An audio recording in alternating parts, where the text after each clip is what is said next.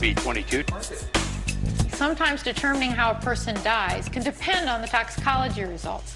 Now, the toxicology is taken at the time of autopsy by either myself or the forensic technician. Now, this is Tom Hemphill. He's one of 7 forensic technicians that we have working at my office. One thing we always take is we try to take blood. We'll check for alcohol. We'll check for glucose. We'll check for drugs, both illicit drugs and prescription drugs. We'll also take eye fluid. Now, have you ever seen anybody faint when we take the eye fluid? A couple of times. You get some students that come in, some police academy people. Yeah, they hate it. You never know how people are going to act until it happens. Yeah, and they hate when we stick the needle in the white of the eye. They really hate that.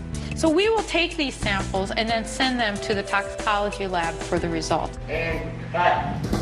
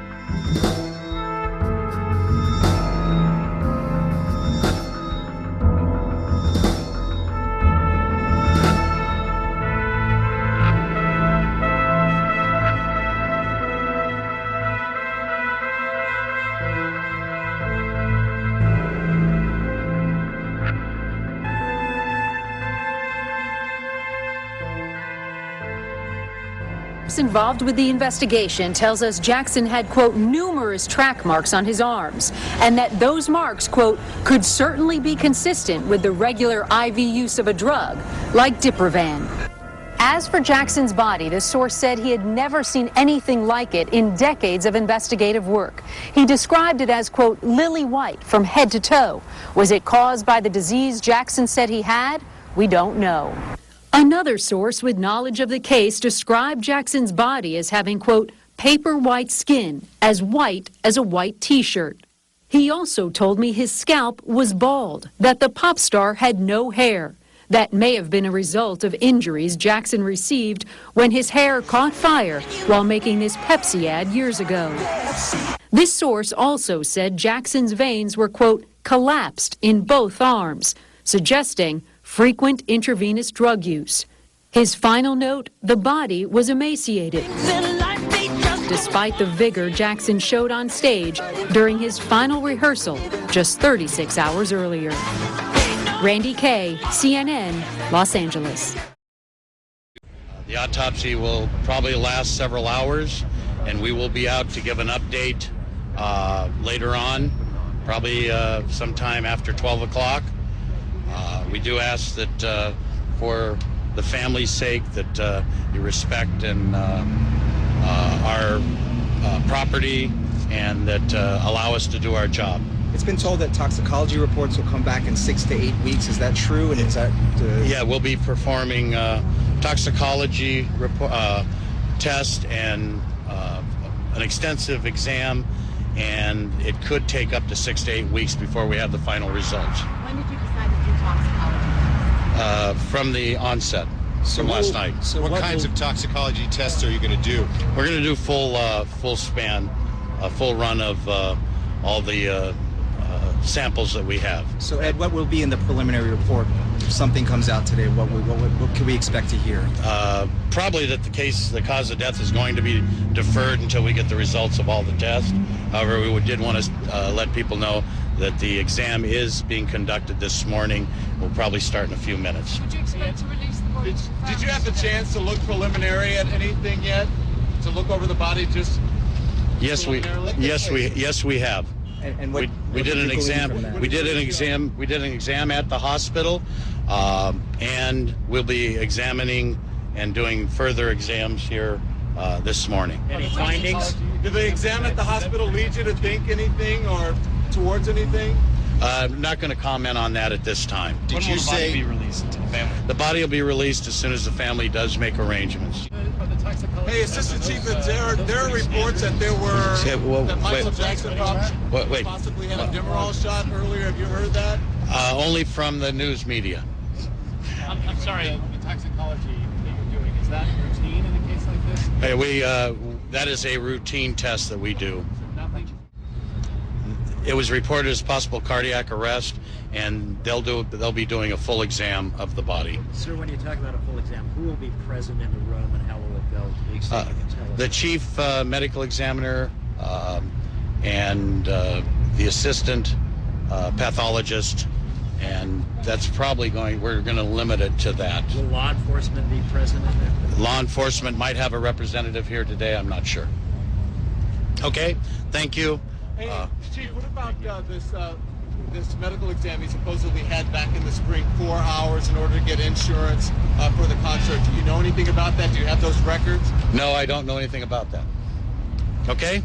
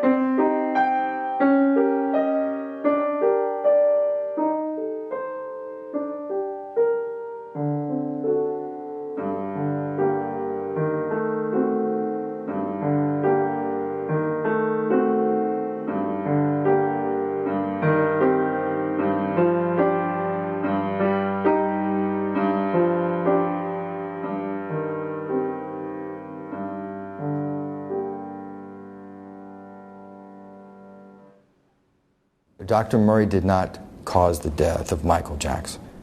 Conrad Murray, Michael Jackson's personal doctor, was with the pop star when he died.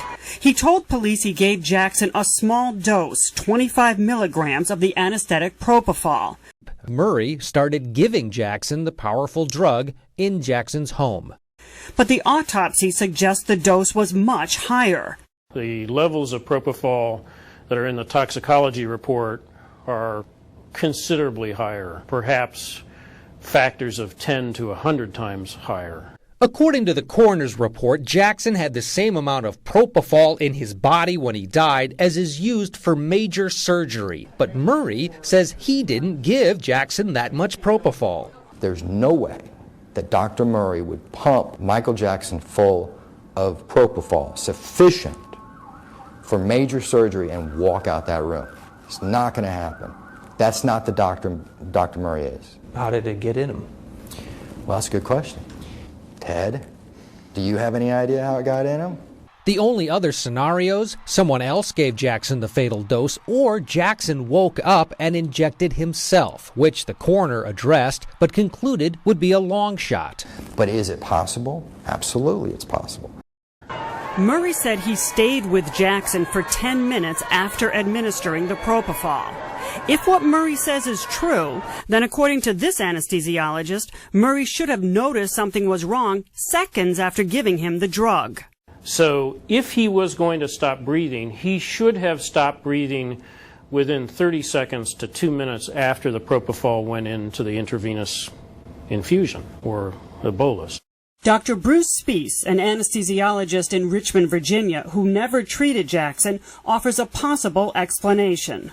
So the supposition that 10 minutes later that he was breathing and everything was fine, that came back and 10 minutes later he wasn't breathing, it either had nothing to do with propofol and it was all the other drugs, or there's some other explanation. According to an affidavit filed in the case, Dr. Murray gave detectives the following timeline. 1:30 a.m., Murray gives Jackson a 10 milligram Valium. 2 a.m., Murray injects Jackson with 2 milligrams of lorazepam, another sleep aid. An hour later, he gives him 2 milligrams of another drug, Versed. At 5 a.m., Jackson is still awake. Murray gives him more lorazepam. At 7:30 a.m., more Versed. By 10:40 a.m., after 9 hours of trying to sleep, Jackson is still awake, and Murray gives him an IV drip of 25 milligrams of propofol. Where Dr. Murray was from 10:40 until noon when the coroner's report says Jackson was found unresponsive is unclear. It's the only window of time that someone else, including Jackson himself, could have administered the fatal dose of propofol. Murray also told police this small dose of propofol was by IV drip. That's unlikely, says Speece. If you put that tiny of amount in a bag, the length of the tubing alone would take all of that up. So that little amount is what he says he gave Michael Jackson. Right. That does not fit with the toxicology reports and the autopsy findings. That's correct.